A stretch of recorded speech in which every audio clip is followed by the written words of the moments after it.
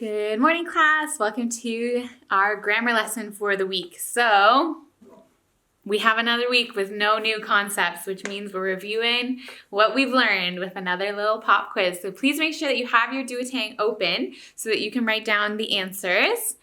Okay, and we will go through the 3 questions that we have. All right, so we're on week 29, and our first question is to explain the comma rules for conversation. Okay, so when someone's speaking, what are the rules about commas? We use them. So number 1 is to use commas when a speaking verb sets up a quotation. And please write this down in your Duotang.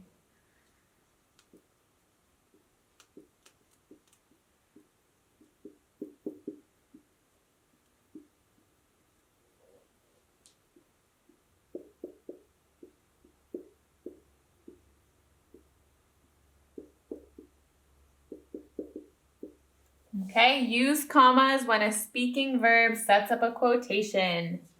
All right. Okay. Question number 2. Do commas and periods go before or after the closing quotation marks? Before. And I'm going to put it in quotation marks just to show you.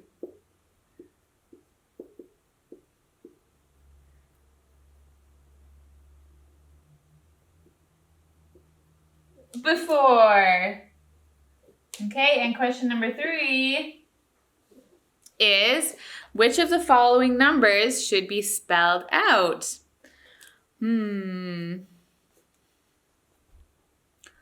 All of them except for the first one. Okay, remember our rule is that numbers up to 100 should be written out. Okay, so please take a minute to write out our numbers. So we're going to start with B, 100. C is 68. And we need that dash there. D is 10. E is 7. And F is 3rd. So that should definitely be spelled out because that's its own word. All right, so now that we have these answers down, please make sure that you have them down. Please take a minute to review the vocabulary words, okay? So we have sorry, predicament, gaining his feet, wielding, hardy, scorching, clapped, and faced. Okay, so take a look back in your vocab and read through those definitions to remind yourself what they mean. All right, and then while you're back there, you should define this week's word, okay? So please pause the video here and get started on your sentence for this week as well, okay? And I will see you in just a moment while I write the sentence up on the board.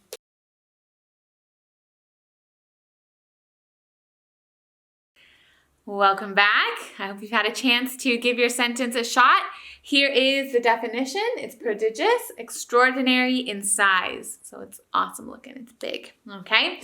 And let's get started. So our sentence, meanwhile, Robin's men lay off to the side, is a new topic. So we're gonna indent it. Okay, so you can label that to start with. And then we gotta capitalize meanwhile. And I'm just going to take a moment and fill in this one. It's lay, okay, which is the past tense of lie. Like I lie down or I lay down, past tense, okay? And our main clause starts here. We aren't going to include meanwhile. It just gets to be all by itself, which also doesn't mean we have, or means we don't have a sentence opener, okay? And we're capitalizing Robin because that's his name. So, Robin's men lay off to the side of the prodigious oak. They watched as the stranger shot at the small white square fixed to its front. Okay, the note is asking us to put these 2 sentences together. So that's the next thing I'm going to do before closing my clause because it's going to probably change what it looks like. So I'm going to take out they, okay, and the period. And I'm going to put my who up here, okay?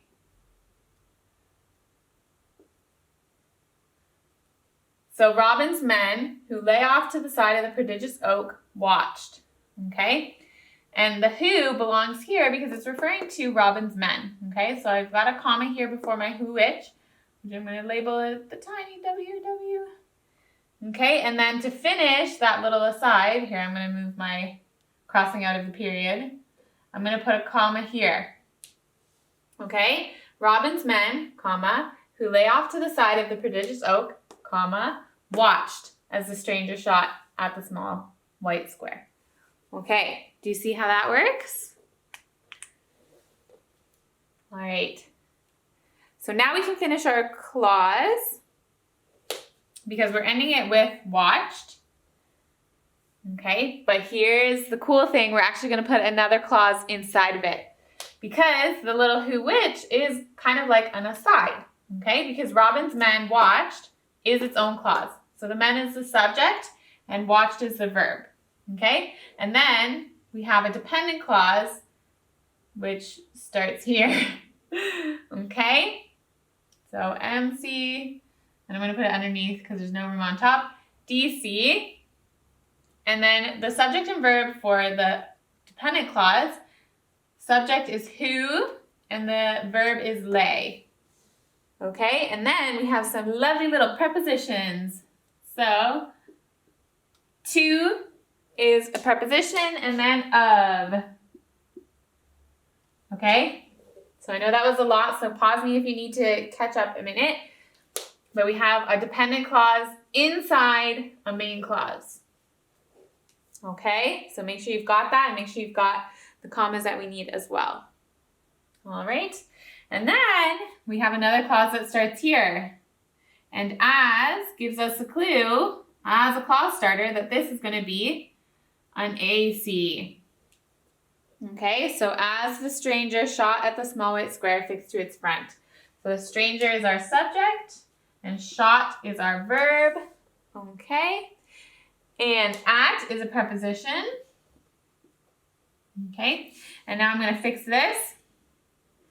And it is the ITS with no apostrophe. Okay, because it refers to the oak tree.